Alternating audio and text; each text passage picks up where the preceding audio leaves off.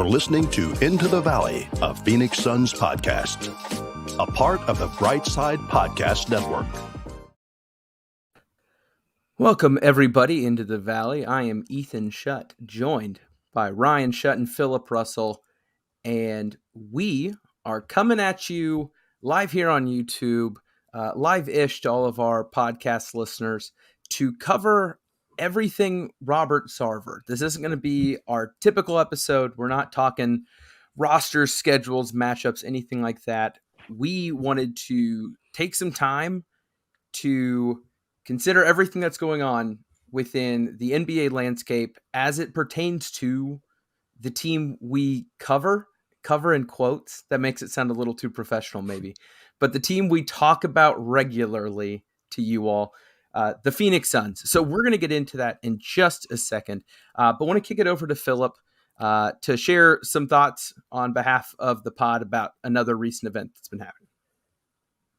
One of the things that I'm really proud of about the podcast that we have here is that we're not shy in pointing you to other content creators who do really good work. We have David at the 4-Point Play, who we've mentioned recently. We point you to Dave King and the Brightside Podcast Network, but all three of us for years have been big fans of, of The Ringer.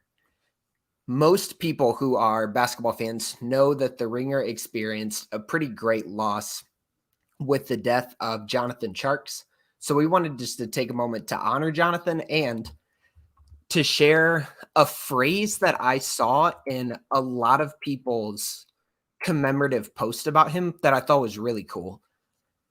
Throughout people who currently worked with Jonathan, who worked with Jonathan in the past, there was an idea that he was uncommonly kind.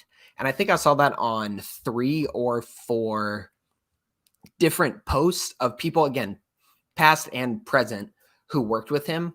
I loved that about the commemorative post, that this guy was a brilliant basketball writer. He was a hard worker. I know he was a hard worker because he covered the NBA draft and he covered it knowledgeably and covered it well and had smart things to say about the NBA the entire season long.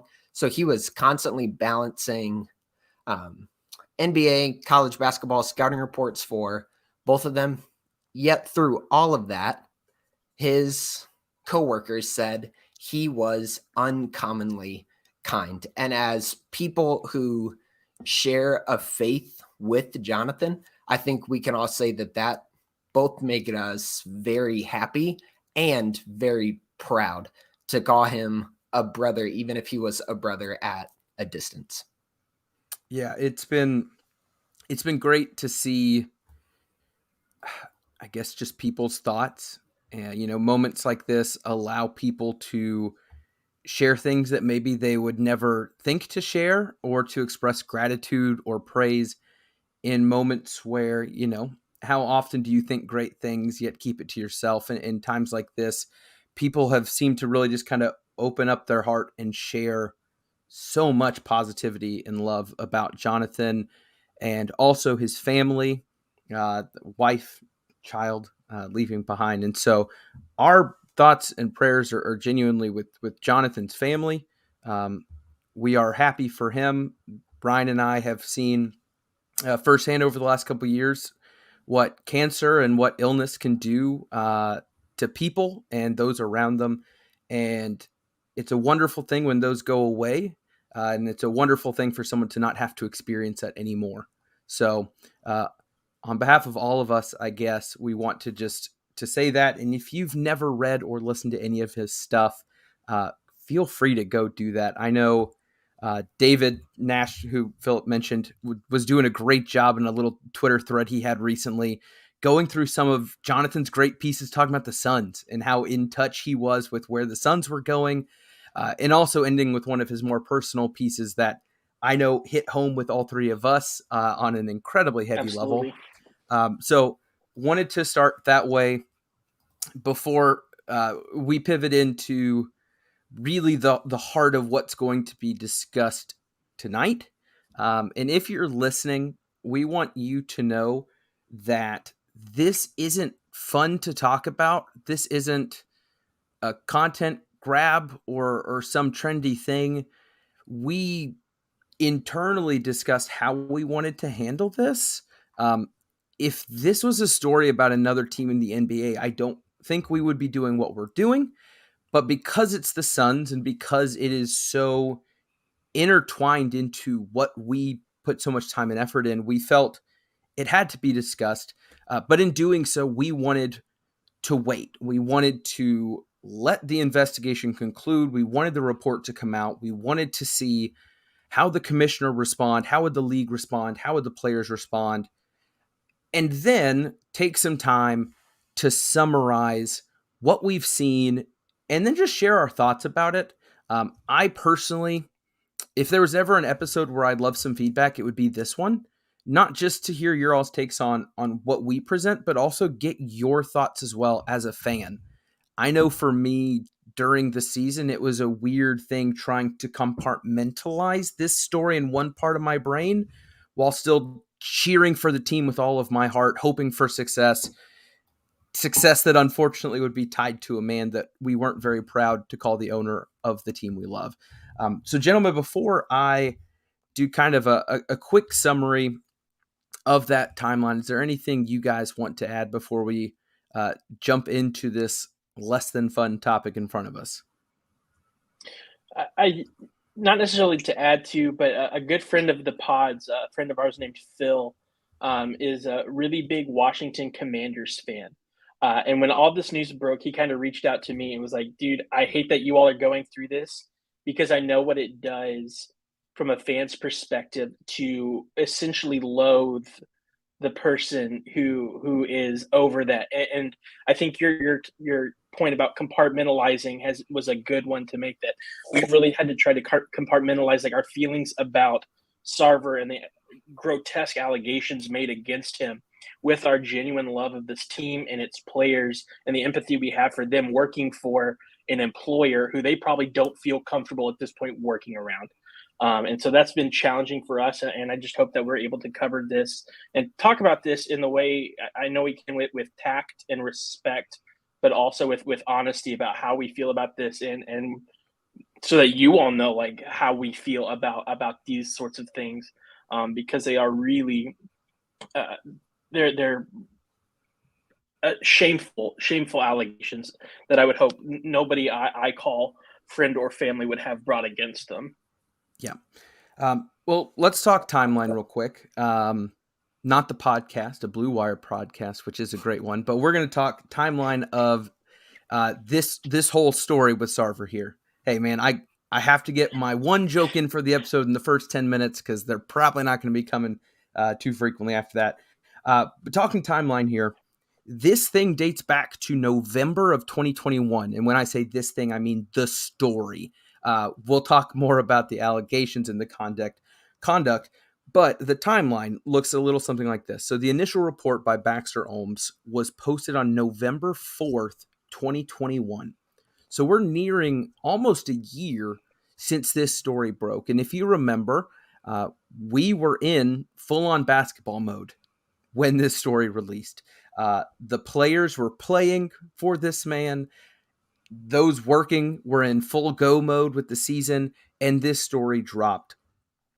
And it was a very interesting initial response. There wasn't some Donald Sterling-esque piece of evidence that got floated out. There wasn't a video call that we could watch and see. There wasn't an audio clip that the whole world could listen to immediately provide this validity to these claims. And with that, we were tasked with reading the information and coming to a conclusion, or more than likely, kind of waiting. And so with that, we read this massive report that focused on two words from the get-go: racism and misogyny, two things that were seen from Sarver and then in his leadership and his management and in his ownership with the Suns. We then, 5 days ago as of recording on September 13th, 2022, finally got to the end of what I would call the investigation phase. After the Baxter Holmes report, the league decided to do their own investigation. And so over the last 10 months, an incredible amount of effort and time has gone into this. Listening to Baxter Holmes on the Low Post with Zach Lowe this week, you could tell that man has lived 5 years of his life in the last 10 months with all of his involvement, the work he did leading up to this, the conclusion he's now seeing. And so we get to our conclusion. So what I wanted to do, guys, is quickly summarize the report itself, including quotations directly from it. If you are interested, listeners, there is a PDF accessible. Baxter Holmes shared it on his Twitter directly from the law firm doing the investigation. I think it's a 43-pager, chock full of information. But we wanted to summarize that for you to some extent. Again, we don't want to try to put our own input to fill in the gaps, but we wanted you to have the baseline. So guys, the opening of the report starts like this. It says the investigation finds that during his 18-year tenure as governor of the Suns organization, Sarver has engaged in conduct that clearly violated common workplace standards as reflected in team policies and league rules and policies. That's really important. Team and league, two separate entities. We'll talk about that later. This conduct includes the use of racially insensitive language, unequal treatment of female employees, sex-related statements and conduct, and harsh treatment of employees that on occasion constituted bullying. The conduct was consistent over the period. Of those interviewed, over 100 individuals witnessed Sarver's statements or actions that violated applicable standards, and the conduct had a substantial impact on employees, with some witnesses describing that their experiences with Sarver in emotional and forceful terms. So, wanted to go ahead and start with that. That was, if you will, Philip, put back on your English teacher, like the thesis statement for the piece that was to come. This was saying this was what was reported, and in summation, this is what we're going to be investigating. And based even off their language on the very first couple of paragraphs, this was something they did find evidence to. So before we get into the nitty-gritty of it all, when you guys were reading the report and it started so strongly in this way, were you shocked at all? Because I think that's one thing I wanted to talk about first. What was your immediate response after waiting all these 10 months? We've had great conversations within the three of us, even going back to our first episode talking about it, saying, we want to hear more. We want to learn more. We don't want to start throwing stones, but at the same time, a lot of this information can't be ignored. How did you feel as you started reading this report and kind of realized the tone that was being started with? I think I had two main reactions. The first one that I'll share, which is less important, is that Baxter Holmes did outstanding work, and his work in his report shows the need for good investigative journalism that covers all aspects of our society. But more importantly, what came to my mind was that as Holmes reported and as we discussed when his article came out back in November, there has been real damage done by Robert Sarver, and the people who were the victims of that racially insensitive language, that unequal treatment, the sex-related statements and conduct, like, my heart goes out to those people.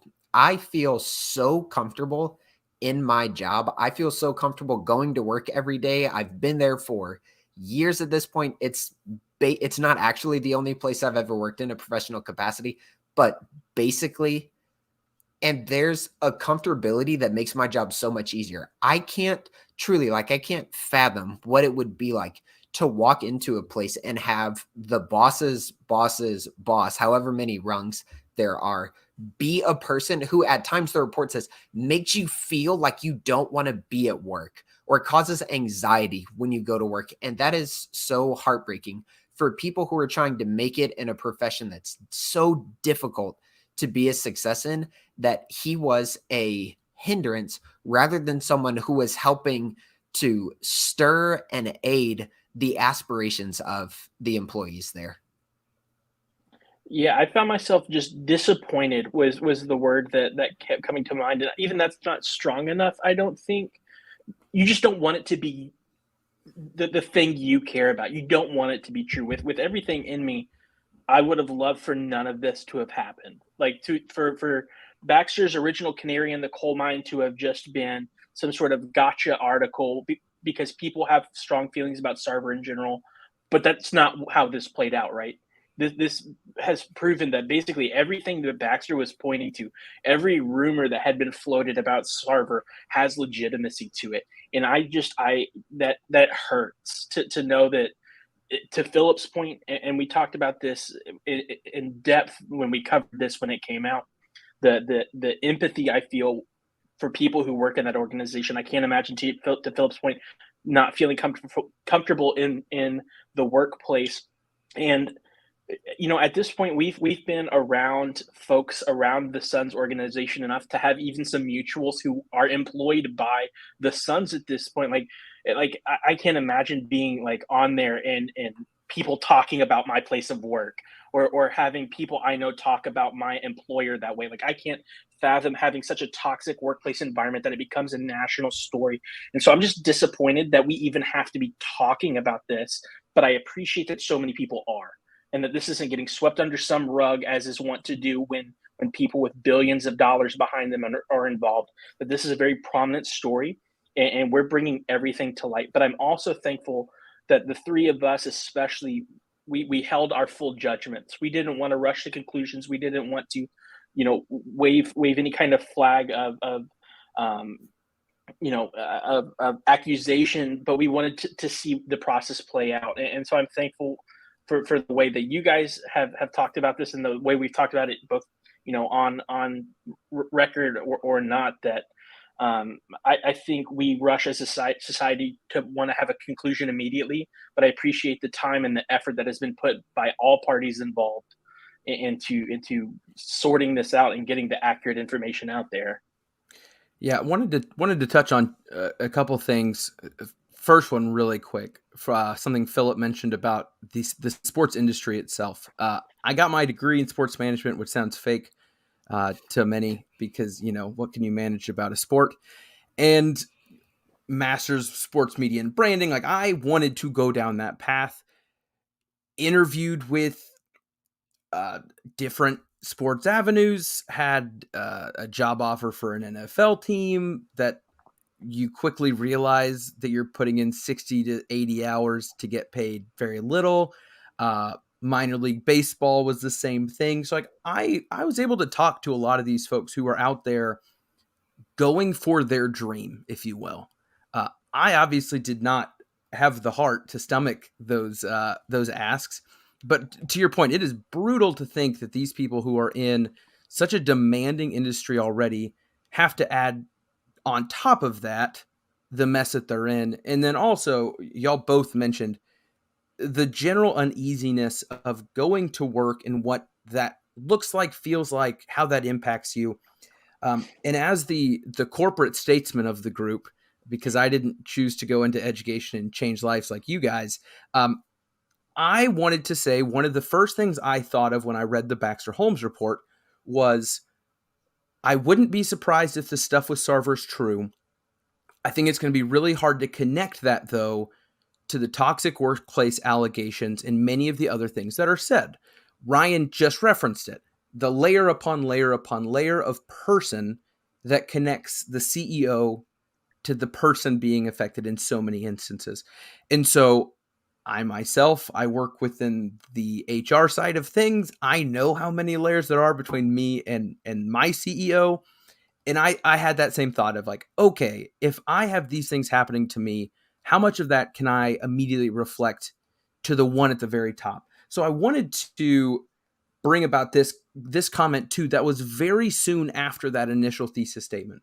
It says, concerning Sun's personnel other than Sarver, the investigation finds several instances of workplace misconduct, although many involved employees who have since left the organization. The investigation further finds organizational deficiencies centered on the Sun's HR function, many of which have since been substantially remedied. So I do like that at the very beginning, they also addressed there was an HR issue as well. A lot of these come from HR failures across the board. And later on, actually, there was another comment that was made, and I wanted to once again quote this.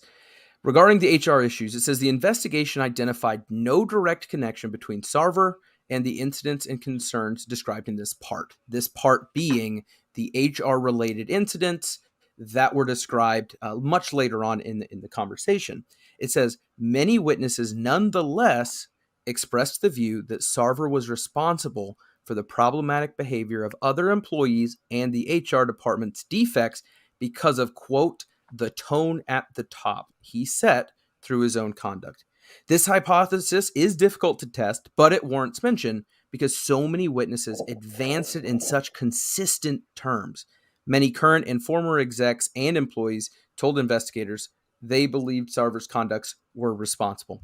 So I do think they did a wonderful job of setting the scene, in my opinion, in a really fair way of saying, you cannot connect point A and point B of saying these instances at the bottom are connected to him as a person at the top. But we heard enough people make these claims that it was a tone set by him that we did want to give credence and bring that up in the investigation. So I thought that was really well handled, just from a incredibly corporate standpoint. So now we get into the meat. We talked to a lot of people. Here's what we learned. And before we jump into that, I wanted to mention too, I think I kind of set you all up with that question in a slightly unfair way. Did you all start the article after already seeing the punishment that had been handed out? Because I personally had. I saw the tweet that said $10 million fine and a 1-year ban. Check out the report for more. Had you guys seen the punishment going into the findings? Yep. Okay. I think that is worth noting as well when you kind of replay your initial reaction. So you knew there was a punishment. You knew the verdict was guilty. And you almost go into this 43-pager saying like, okay, what was there to warrant this punishment? And we're going to get to that punishment shortly. I think that's one of the big things I want to talk about with you guys. But regarding the information, here's kind of an opening statement about who was talked to and to the scope it was. Quote, since the investigation's inception, 320 people have been interviewed.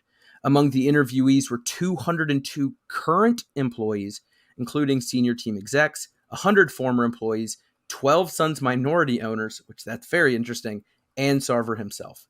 The investigators also concluded follow-ups. Notwithstanding the foregoing measures, 124 people who they contacted either failed to respond, some after multiple attempts, or affirmatively declined to participate in the investigation. So you got to think, there are 320 people involved, 124 who said no, and multiple follow-ups.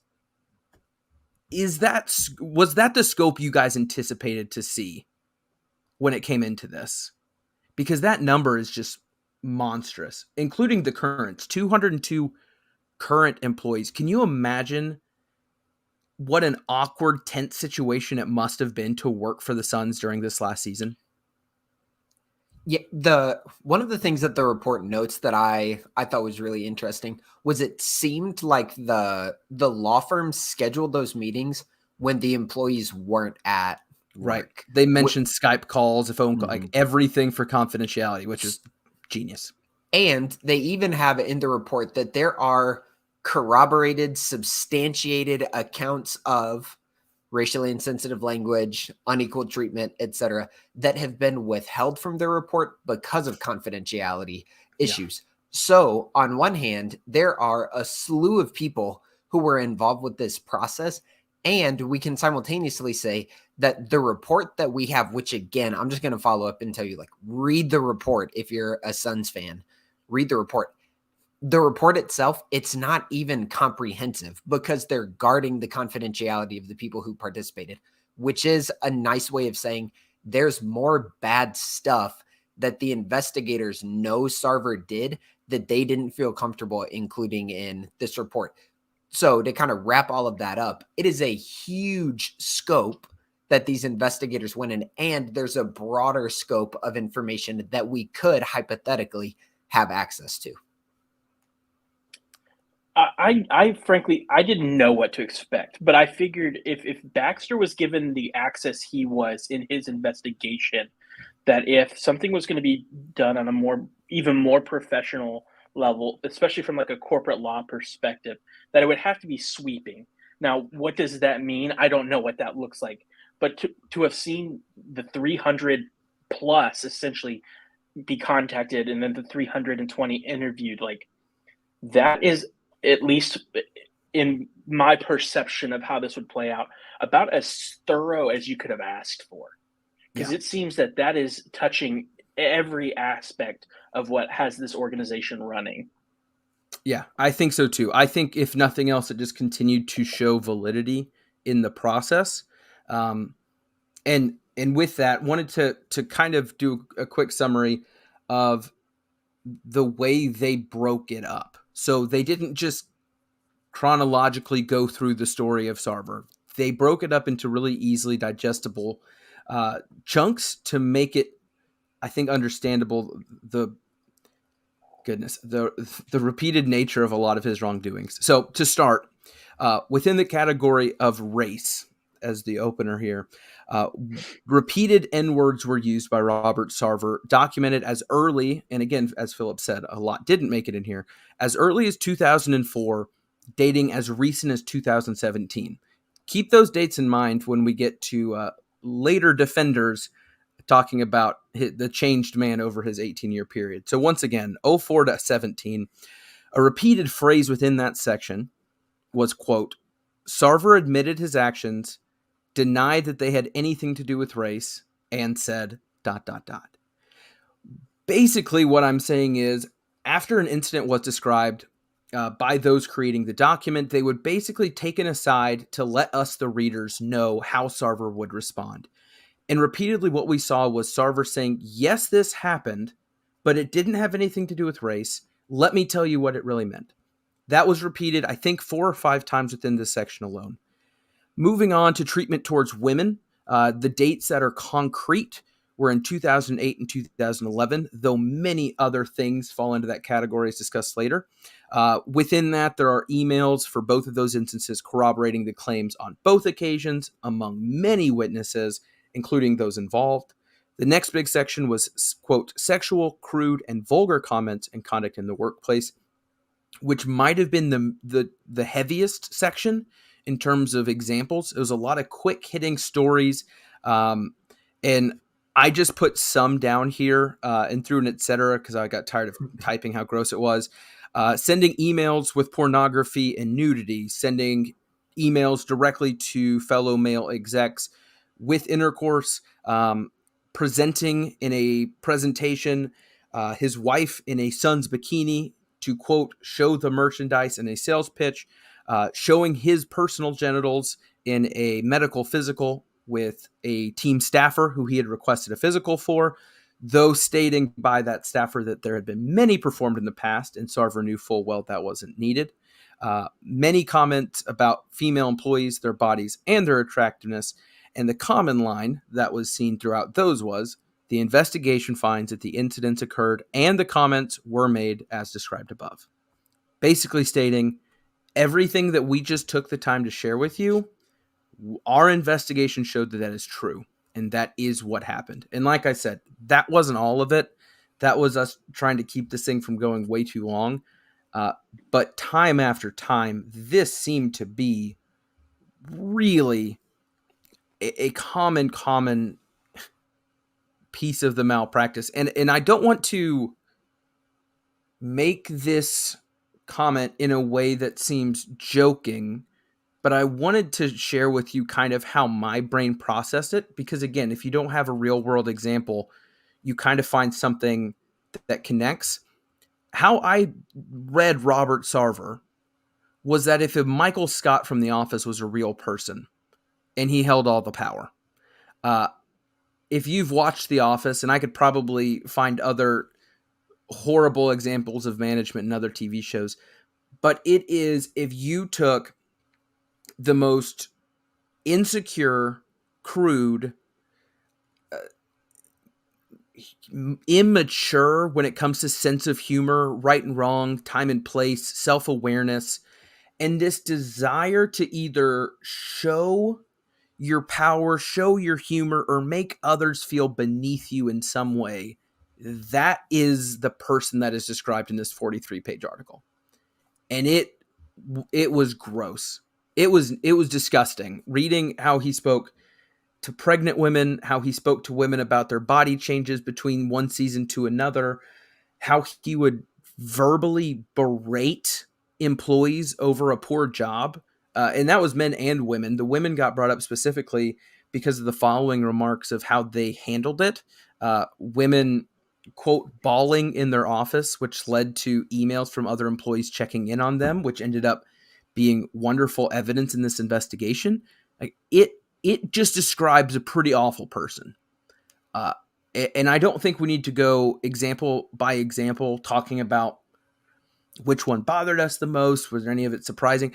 I just wanted to get your all's take after reading that. What were your thoughts as you kind of just went through this? Because again, I felt angry. I think angry was my dominant feeling. And that was directed at him, and then I immediately just started feeling bad for all the people that have had to go through it. So that was my take. Philip, I guess I can start with you. How did you process all of this? The kind of person who Robert Sarver is projected to be in this report, and from everything we can tell, the kind of person he is a familiar person, probably to pretty much everybody. Like we know that guy. We know that guy who he doesn't care. He calls people snowflakes when he says something that's offensive. He rails against like politically correct language and that sort of thing. I'll give the phrase that's in my mind. He's like a barstool bro. That's who I'm thinking in my mind. He's that kind of guy. And that kind of guy's annoying. We think he's not a good person.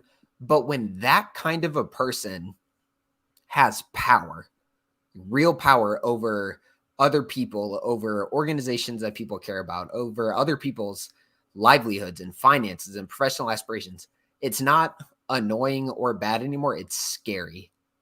That this is someone who it would be intimidating and frightening to work for. But in the part of the report called the executive summary, towards the beginning of the report, I thought the law firm did a really good job summarizing it with 4 bullet points. They categorized his behavior.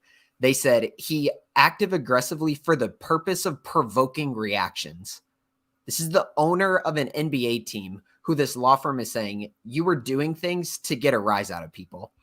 His sense of humor, number 2, was determined to be sophomoric and inappropriate. He behaved as though workplace norms did not apply to him, which will be significant later on in this conversation. And he lacked a filter and seemed to thrive off making other people uncomfortable. That's the guy we're dealing with, who, again, we know people like this, but the major issue is this kind of a person with the amount of power that Robert Sarver has in the Phoenix Suns organization.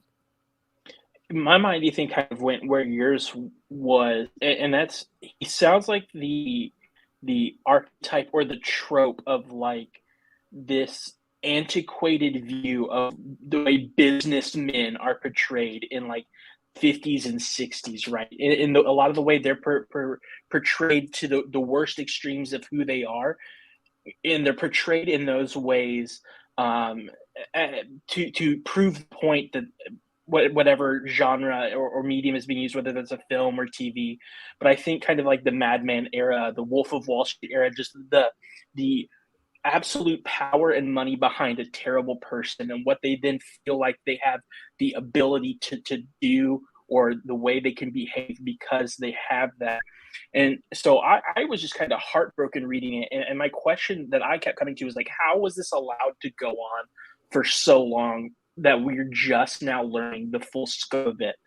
And the answer is there's a power dynamic at play. And we won't take the time really to talk. Philip touched on it just now a little bit, but you recognize the power dynamics at play in that area, and the fact that you're bringing up something done towards you or against you could inevitably be you losing your job because you spoke out against that. It's just so disheartening to think that for 18 years this has been happening. I was 12 when this started happening.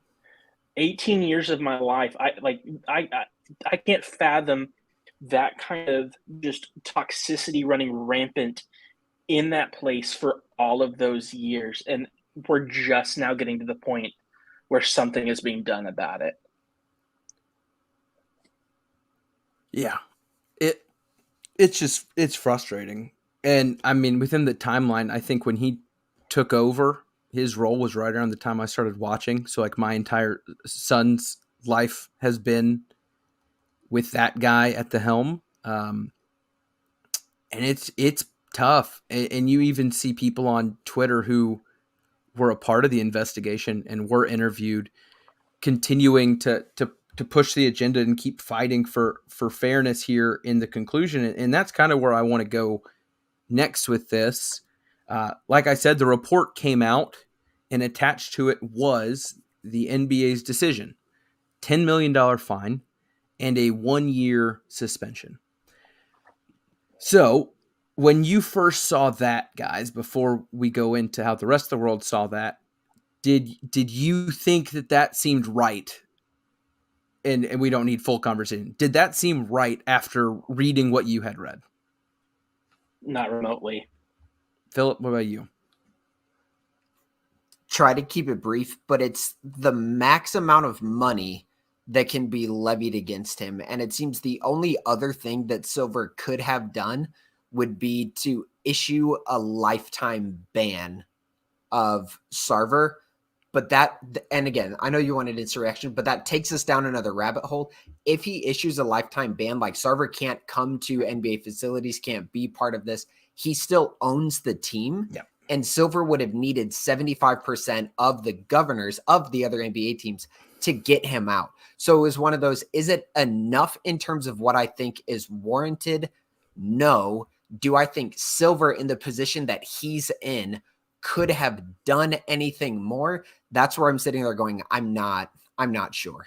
Yeah. And just for some clarification, because I saw a lot of confusion within the tweets and mentioned, when it came out, it was a $10 million fine, which, as Philip has mentioned, is the most money they can fine them. So there's nothing more financially there. People saw a 1-year suspension and they were upset, saying, no, he needs to be banned. Now, a 1-year suspension and a 1-year ban is the exact same thing. So let's go ahead and put that out there as point one. A ban and a suspension are identical. Zero involvement whatsoever. You cannot phone into the facility. You cannot anything. Can't be there. Can't go to a game. Nothing related to this team is yours. That said, you still have ownership. And that is a very big point of what we're going to talk about later with Silver. So ban and suspension, same thing. The only other thing, to Philip's point, would have been a forced sell. In a lot of this, I have taken from other people's podcasts. I listened to a lawyer's podcast. That was really nerdy, and I won't do that again. But a lot of it was discussing the only next step would be a forced sell. Philip mentioned it. To get an owner to be forced to sell a team, it requires 75% of the other owners or governors, which is such a weird name, to approve it. Now, that vote is not public, but in the world we live in, it sure would be soon enough.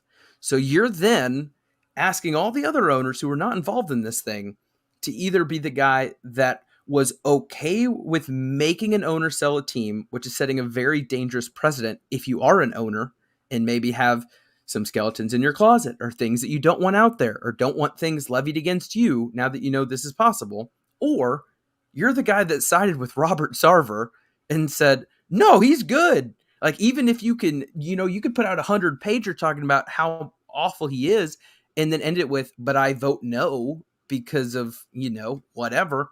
Yikes, man. That's awful. So for Adam Silver and the powers that be, that would have been a really tough thing to do.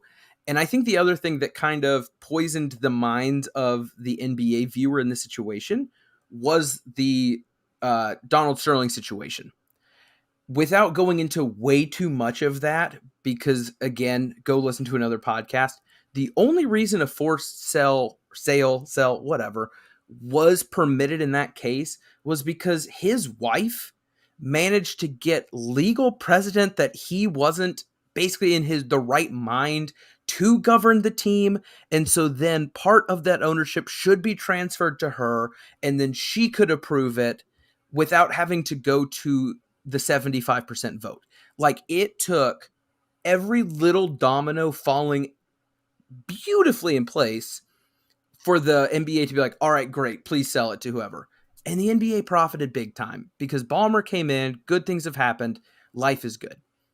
So you're looking at either we find him as much money as we can. I guess we can make the ban last longer, but what's that going to do? Or what feels like go a mile down the road and say, or we make him sell. And that just doesn't seem feasible if you're thinking of what would constitute that from the NBA's perspective and potentially the headache that would come from it. Ryan, did you have something you wanted to add? What I was going to say too, I think Silver didn't necessarily do himself a favor either in the way the press conference was handled. And that was next. That's where we're going. Okay, so I apologize if I'm jumping ahead here, but man, that should have been an email or something. Like, that press conference was a dumpster fire for Silver. Yeah, just even in the way he talked about the situation. And I bring this up now because of the point you just made with there were only so many things that Silver in the league could do legally about this. But then to say a comment like there are particular rights here of someone who owns an NBA team compared to an employee. That's not the way to build your argument that there are certain rights afforded to ownership and certain routes you have to take for this to be, because all of a sudden what the people hear in that press conference is he has privileges that regular employees don't have because of who he is and the money he has. And then to use phrase like he's evolved, when again you've already alluded to some of the time frames and some of those comments. Adam Silver's press conference, to me, just exacerbated this whole situation even further because it looked like a poor handling and a justification of not going any further than the maximum allowed without going after the team and taking it from him. So that whole scenario just, in my opinion, was a major fumble by Silver. Yeah, there was a lot within his press conference, re-listening to the actual presentation itself. He didn't seem to want to step in front of the investigation and conclusion if it was his conclusion. It very much had the feel of, well, this is what we've been told. This is what they said. And so here's the punishment we're giving. And yeah, Ryan mentioned kind of the soundbite that came from it. And I want to give the context and the response. So I think it was Howard Beck said it. Basically, the question was asked, how can Sarver retain his standing when the same behavior would have triggered the immediate termination of any team or league employee in any situation? And they basically were asking, why do basic workplace behavior standards or human standards be different? And Silver's response was, there are particular rights here of someone who owns an NBA team as opposed to someone who's an employee.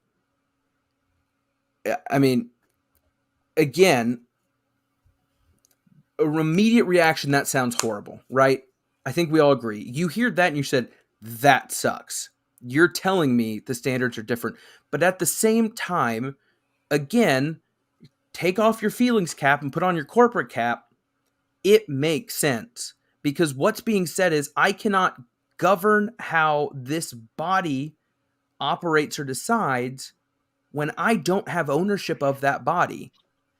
When you're going up to someone and saying, this thing that is yours, that you own, and again, you can fight me over, well, technically it's a majority ownership, he's at 30, whatever, right? It is what it is. That is a rock and a hard place that Silver is stuck between, and he is trying to wiggle his way out, and he's not succeeding. But that was the message behind the words, even though it was not great, right? And he even said that, like, it's hard to make this comparison between Sarver, his job and his money and to anyone else. And so I get what Silver was trying to do, but boy, did it backfire. And so we immediately see, I think, pretty universally, media backlash on Adam Silver. And I think you're right, Ryan. I think the report got attention. The press conference bumped it up another couple notches.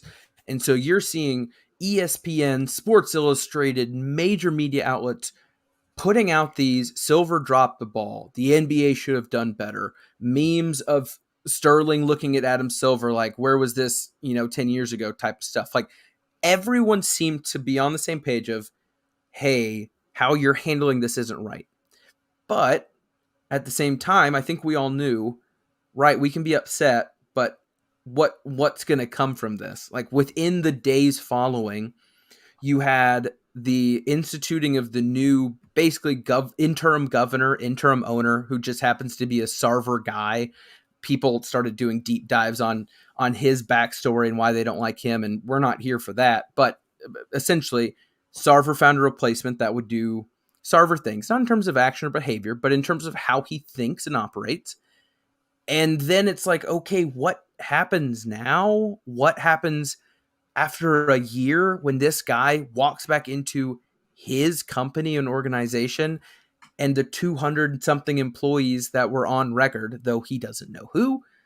How does this come back together following the split? And we finally started to see some people whose voices really matter start to speak up. From the players' perspective, we have the NBA Players Association's lead calling for Sarver's resignation, making it abundantly clear that all players are in support of what's being said. You have the likes of Chris Paul, the face of the Suns in terms of, I would say, NBA pedigree, speaking out about the unfairness of the result and the punishment, and followed that up by LeBron James, who his tweet, if you run, some Harvard study 50 years from now on the impact of one person's tweet, I don't think we'll ever know. But LeBron James putting that out there started growing that momentum that was desperately needed, and fans needed to see that as well. Then what the conclusion was is nothing's going to happen until money gets involved. And that's what we saw next. Started off with one of the minority owners who, again, isn't the deciding power, but openly said that he is calling for Sarver's resignation, making it abundantly clear. It just so happens that he was not one of the owners that signed the initial, "We believe in you, Robbie." Like, he was one that was like, "I'm not signing that letter. Wait till the end here." And then I think the big issue to drop is PayPal, the jersey title sponsor, the face of the 6-man membership within season ticket holders, one of the biggest financial supporters of the team, saying, "We will not be returning in our role if Robert Sarver is returning in a year." In that, I think, if there's one thing that's really going to be the catalyst to actually something happening, I think it was that. I think more than a minority owner speaking up, it is the people who are actively pumping money into this thing saying, if you're coming back in a year, we won't be there waiting for you. So what were your all's thoughts as you watched the aftermath start to unfold? Because I have been very intrigued going from this punishment sucks. What can you do about it? Like, obviously you can change your Twitter bio to Sarver out or whatever, but no one cares about us, right? Like, what's going to happen to actually make something change? After seeing this, Philip, what were kind of your thoughts, and where do you think this thing could go as we continue to monitor it? Because of the PayPal statement, wherever we end this episode, it doesn't end with a period, it ends with an ellipsis. That because money has now gotten involved into this situation, there are more dominoes that will fall. Because I would imagine what John Najafi is thinking now is, because a sponsor is now threatening, that would mean Sarver's actions are running against his fiduciary responsibility to the Phoenix Suns. Because they're running against his fiduciary, just financial, because they're running against his financial responsibilities to do right by the organization, then those minority owners likely have cause to remove Sarver or to even force Sarver to be removed from his ownership claim. Ryan, what about you? Mine has just been wrestling with this weird attempt to paint Sarver as this reformed man. That was weird. That's been peculiar to me too. We haven't really talked about that, but Silver referred to his evolution, or that he's evolved. The Sun's statement from ownership mentioned that he's taking full responsibility, while in Sarver's personal statement, he said, quote, "While I disagree with some of the particulars," and then went on to say, "I'm sorry." Like this weird attempt to try and say, "Oh, he's changed. He's better. Everything's good now." Like that has just kind of gross to me. And that's where I'm left off feeling that I just feel gross that we're trying to automatically just say, oh, because these penalties have been put in place, that Sarver has seen the errors in his way and he's a better man. Now, that's not to say that we don't, as a group, collectively believe in the power of somebody to change, or that mercy and forgiveness should be extended. I think Al Sharpton spoke out and said, a bigot can never change. I don't think anybody who claims to be a Christian can stand by that statement. I hope that this does lead Sarver to reevaluate who he is and what his character is. But to automatically assume now that these punishments have been levied that he's some reformed man is just, it's not possible. Yeah, it's stupid. Yeah. No, I agree. Well, as we bring this thing to a very unsatisfactory close, I do want to reiterate what Philip said. I don't think this is the end of it, but I think we at least had enough information now to present our thoughts and present the information to you all. If you are listening, I know this has been lengthy. We expected it to be, and it's not been the most fun or enjoyable listen potentially. If you're listening, we want to hear your thoughts. Not just fire Sarver out. I'm curious what you all think of the whole process. If you've been disappointed in the NBA, if you think Silver's press conference was handled poorly, has it been eye-opening to think that maybe Silver reports more to the owners than he does to the league, and realizing the impact of money that sometimes we kind of forget that allows the league to happen. It's been interesting, guys. I feel like I've had to do a lot of thinking and good research trying to figure out what to present and how we want to present it. But I think we just tabled this. I don't think this needs to be a weekly check-in. I don't think it needs to be Summer Suns where we share every Instagram post or tweet, but I do think this is something that we'll probably come back to later on. But guys, as we bring this one to a close and eagerly await the NBA season starting, is there anything you guys want to add before we call it a night?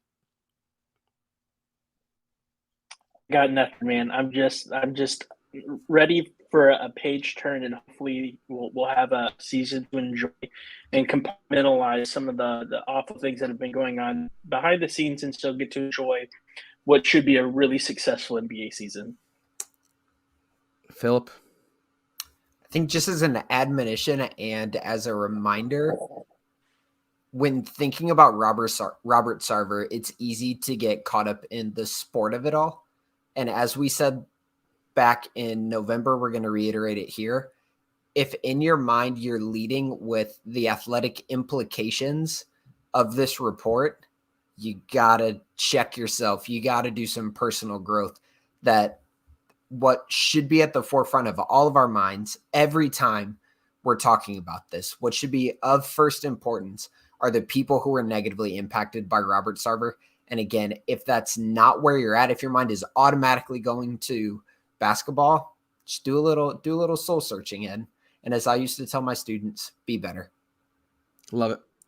Well, for those listening, we appreciate you. Wanted to give a special shout out to the Bright Side folks. Thank you for your support, for making this happen, Dave and the whole crew.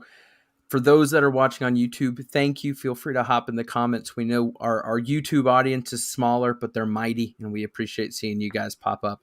And those that are listening, thank you for sticking with our regular schedule throughout the summer.